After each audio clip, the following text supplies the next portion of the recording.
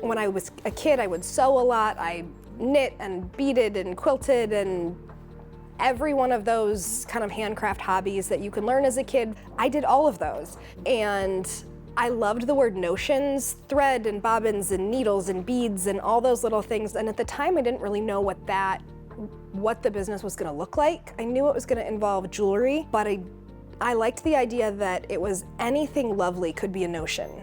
So it all fit under that umbrella. And I liked the idea of making notions myself and finding other artists who had kind of a similar passion for well-made, beautiful items. They would all fit in that lovely notions category. What's your art? My art is jewelry. It always has been. There have been periods of my life where I've experienced and played with other mediums. I do love to knit. I love fiber arts. I'm a 3D person. I'm not a 2D person. I can't draw your portrait and have it look like you. I can make it in wire, and I've always been that way. I used to say the world is in 3 dimensions, and I don't have the kind of brain that can put them into 2. So I've always thought of, no matter what the medium is, in some sort of sculptural way. And I love jewelry because it's artwork that you connect to. It's very personal. You put it on your body, you carry it with you, you carry it throughout your day, and you interact with it differently than you would, say, a painting on a wall where you kind of get used to it and forget that it's there. You carry it with you, you hold it on your skin, and that makes it a very personal kind of art that you have a lot of feelings about, and I think that's really special. Where's the challenge? In the actual design or in the making of the gold? The time to make it, I think, is the challenge. I am a person who has 100 sketchbooks and more ideas than I will ever have time to build in 10 lifetimes. And when I was younger, I worried that if I made them all, I would run out of ideas. And I'm 38 and that hasn't happened yet. And I still have more ideas than I will ever have time to build in real life. So for me, it's the time. The creative part of it is something that just comes. I dream in pictures. I think of things as I'm falling asleep and as I wake up and when I'm all the time. So what are you making and what are you selling and what are we buying? So I make demi-fine jewelry. Demi-fine's kind of a category in between costume jewelry and fine jewelry. This is a material not a lot of artists, at least locally, are working with. It's called 14 karat gold fill. So everyone is familiar with gold-plated costume jewelry that wears off, and then solid gold, which is lovely and wonderful and very expensive. 14 karat gold fill kind of falls in the middle. So the core is jeweler's brass, but the layer of gold on the surface is about 100 times thicker than a plating. So you can wear it for years, you can work with it and solder it and swim and sleep and shower and do all your regular daily life activities, and it's not gonna peel or tarnish or wear through. So it's a really great demi-fine material where you get a lot of the benefits of 14 karat gold, but you're not getting that price tag. But you're still left with a piece of jewelry that's gonna last for decades.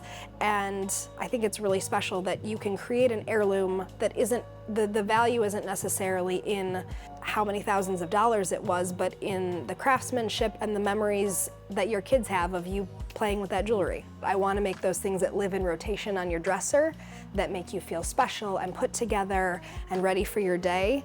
Or, you know, the pair of earrings that catch the light when you're getting in and out of the car for the millionth time and you go, oh, yeah, I look good today.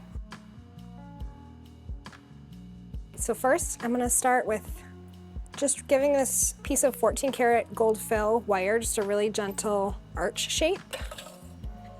And then tweak that a little bit. I'm gonna bring it over here to the block. It gets a little swish in barrier flux. And then it turns green for a second. This just protects the metal during the soldering process. And I really like to see the hands of the maker in the process. I like everything to be perfectly imperfect, so I don't want every shape to be exactly the same. I don't want every earring to be exactly the same. So I like that little bit of imperfection. Now I'm gonna solder on the top of the earring right here.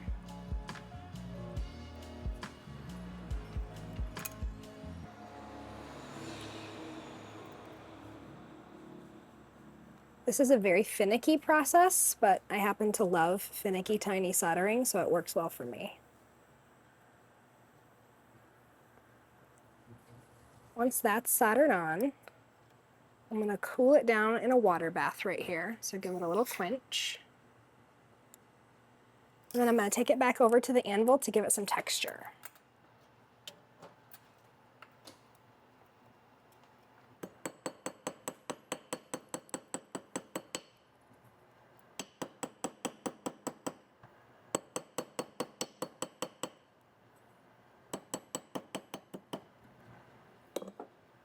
Tweak the shape a little bit again, and it goes back into flux. I'm gonna set it off to the side for a second, because now I get to make bubbles. Love making the bubbles.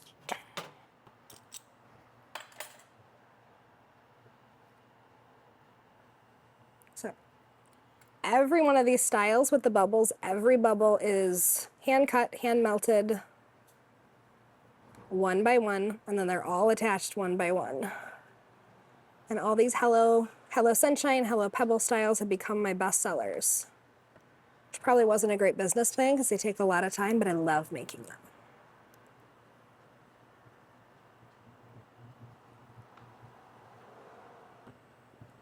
This is also a way I use up my scrap. I try and minimize waste as much as I can in my studio. So this style originally started out with a lot of silver scrap and cutting up all the leftover sheet metal from making my halo stud earrings.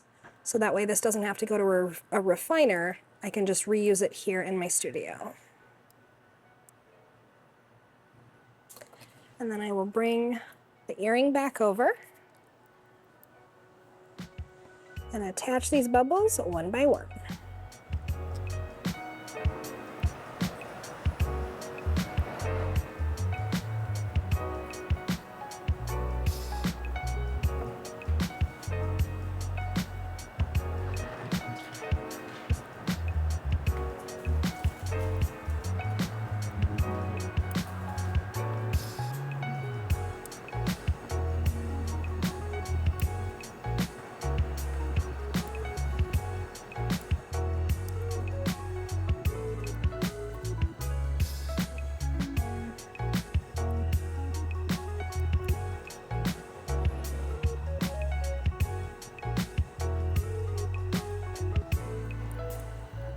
All right, back into the water.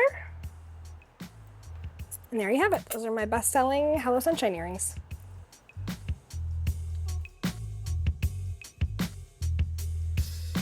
Well, I'm looking at the earrings that I understand you just made today. Yeah, we made on these you. during the demonstration. Yeah. And I mean, they're unique. They're different. How did you make them? So these are what I call Magpie earrings, and this started because they're always one of a kind, they're always asymmetrical, and they use a lot of unique elements. So it started because I was sorting and cleaning out all my little bit boxes on my dining room table and kind of making piles of all the things like, oh, these are little dangles, and these are gemstone settings, and these are these different shapes, and I ended up with a dining room table absolutely covered in little piles. And my oldest got home and said, Mom, you have a problem. This is way too much. So I realized, like, I'm a professional magpie. I make and collect all these little trinkets, and they're beautiful, and I really want to showcase that. So I started making these asymmetrical kind of totem earrings, and they have become one of my signatures. So, What's your favorite part of this process in creating art? I love late at night when I'm in the studio by myself and I can make something I'm really, that I can't go to sleep until I make it, that I'm so excited to make. And usually that's a new idea or a new technique. Sometimes it's just that quiet time soldering in the studio by myself at night. I love the process of making, and I always have.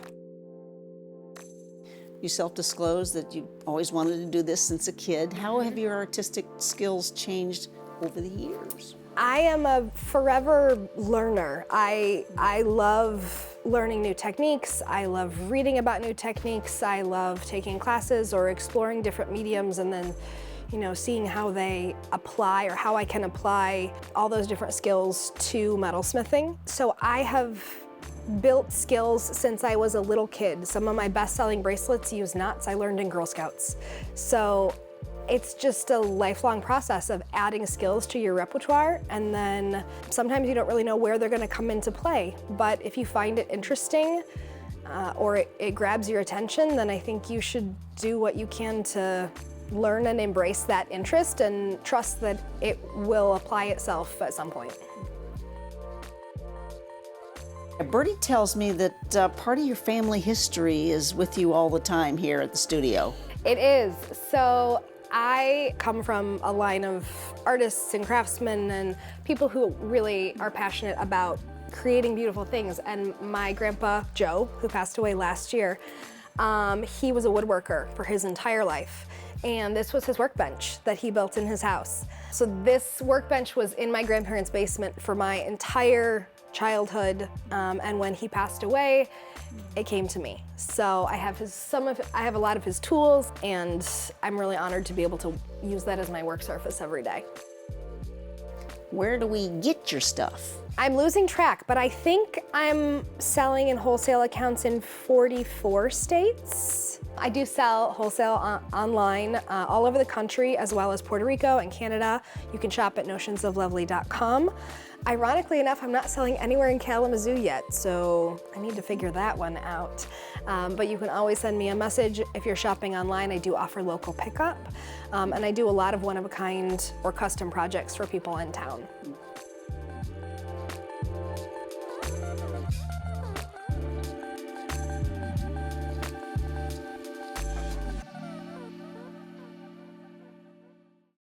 Be sure to find us on YouTube and Instagram. Exclusive videos, extended content, and behind-the-scenes pictures. Just search Kalamazoo Lively Arts.